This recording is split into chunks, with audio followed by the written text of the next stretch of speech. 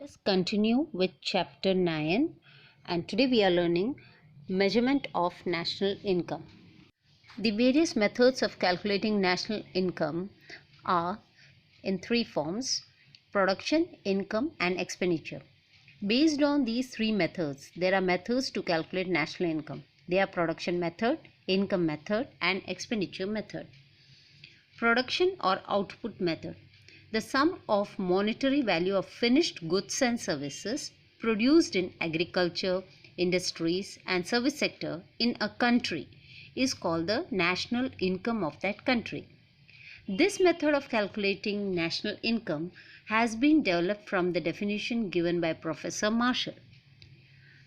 Income method is the summation of the income earned by the citizen of a country, and the state is called the national income of that country obtained as per the income method.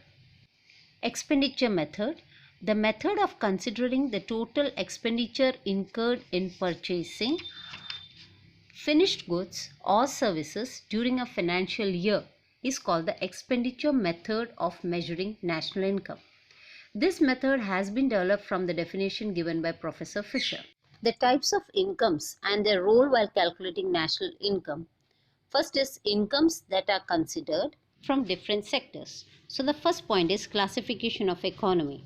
The economy is classified into various sectors, that is agriculture, industry, service, mines, construction, manufacturing, trade, commerce, transportation, communication, banking, education, etc. Second is selection of goods and services. Only finished goods and services are being considered. Intermediate goods and services are not being considered. Third is services of housewives. Household work done by housewives is not sold in the market, hence its monetary value cannot be measured and so is not considered while calculating national income. Fourth, goods of self-consumption. Goods produced for self-consumption are not sold in the market, so their monetary value cannot be measured. Hence, such goods are not considered in national income. However, as an exception, the food grain produced by Indian farmers for self-consumption is considered in national income. Next, fifth point is defense services. There are no markets for goods produced for defense and police service except using them in defense or police. Hence, these goods are not considered in calculating national income. Sixth point, imputed rent. Those who live in their own house do not need to pay rent. This benefit of rent that they get is a part of their income and is called imputed rent. Here we assume that if the house is given to someone on rent, it can earn rental income and so that value is considered in national income. Our seventh point is double counting. Double counting means counting the value of the same products or expenditure twice, that is more than once. According to production method, while calculating national income, the value of only final products and not the interim products or products and service in process. This is incorrect and so double counting should be removed from national income accounting because it overvalues national income.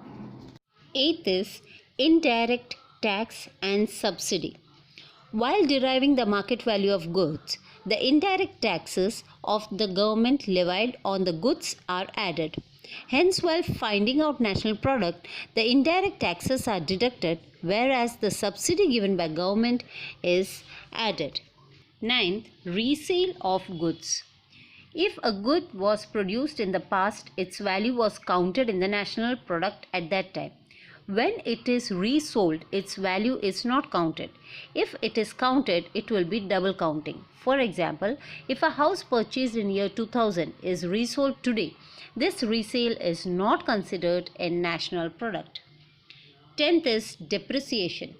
During the process of production, the depreciation related to capital factor is deducted from the national product. 11th is export value. Value of total export is added. That is, export value is added and import value is subtracted while calculating national income. 12th is the value of smuggled or illegal goods. These goods is not considered a national income.